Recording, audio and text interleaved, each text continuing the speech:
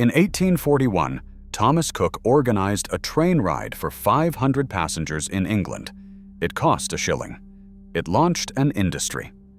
For 178 years, his company sold the world the idea of travel, packaging the Mediterranean, democratizing the beach holiday, and becoming the most trusted name in British tourism. Then, on September 23, 2019, it was gone. Not slowly. Gone in a single weekend. A £900 million rescue deal. A £200 million funding gap. A government that said no. And 600,000 people stranded overnight, triggering the largest peacetime repatriation in British history.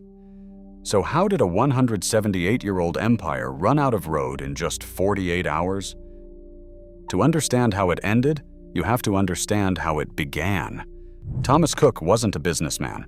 He was a cabinet maker and a Baptist preacher. He believed that the working poor deserved better than the lives they'd been handed.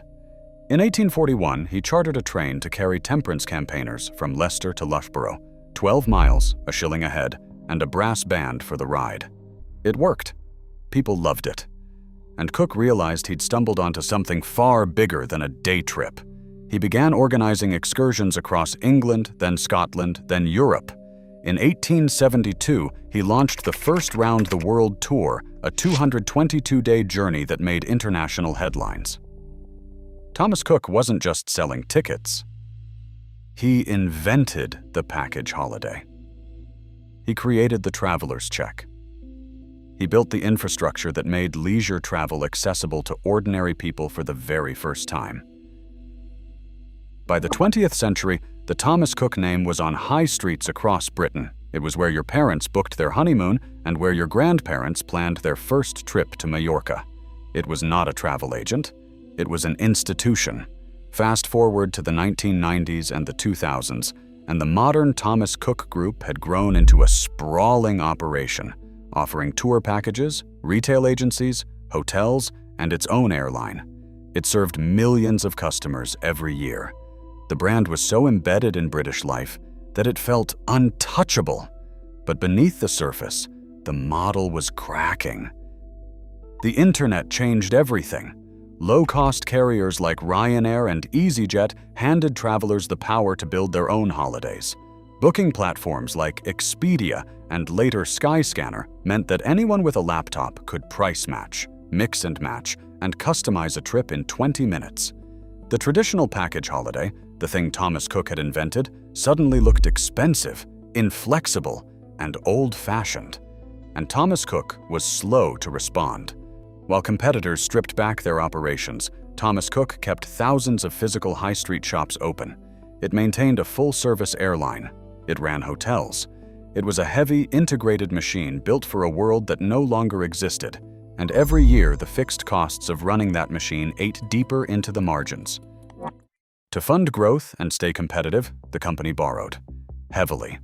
Acquisitions piled up. Debt piled up with them. By 2019, Thomas Cook was carrying net debt well over £1 billion. And the business was brutally seasonal. It needed strong summer bookings to survive weaker winter months. That left almost no room for error. Then the external shocks arrived, one after another. Brexit uncertainty hammered the pound, making overseas holidays more expensive for British travelers. A string of unusually hot European summers kept some tourists at home rather than flying south. Fuel prices swung violently. And with every disruption, Thomas Cook's thin financial cushion shrank a little further. At first, management held the line. They believed the brand was strong enough to weather the storm. They kept the high street shops open. They kept the airline flying. They kept telling investors a recovery was coming. But that was not the end of it.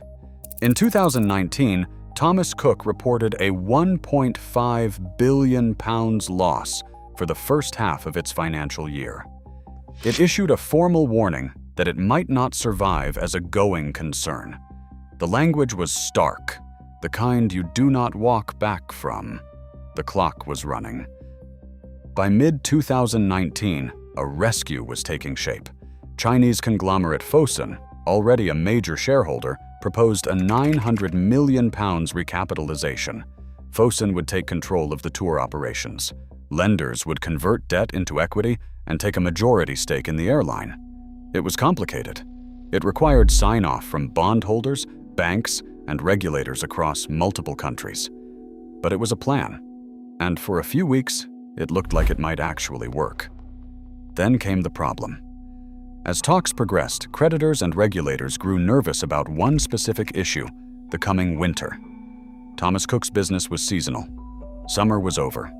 The lean months were approaching. And without a financial buffer, there was a real risk the company could not survive long enough to complete the restructuring.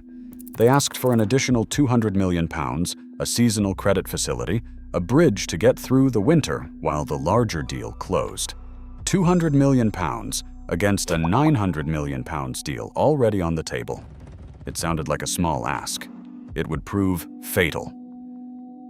The weekend of September 21st and 22nd, 2019, became the most important 48 hours in the company's 178-year history.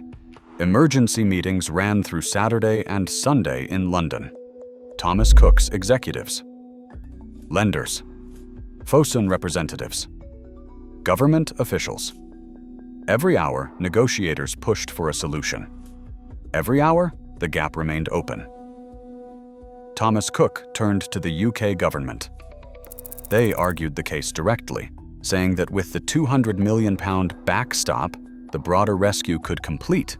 Tens of thousands of jobs could be saved, and hundreds of thousands of stranded tourists could be avoided. The government said no.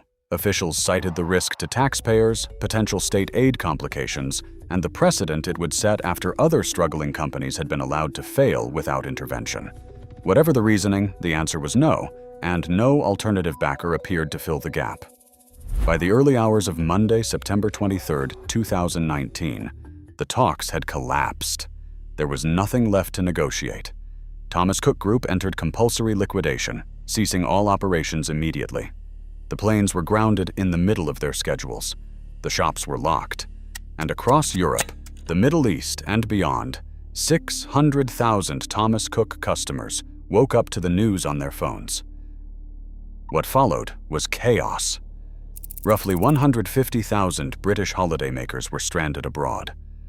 Hotels, unsure whether their invoices would ever be paid, began demanding cash payments from guests at reception desks.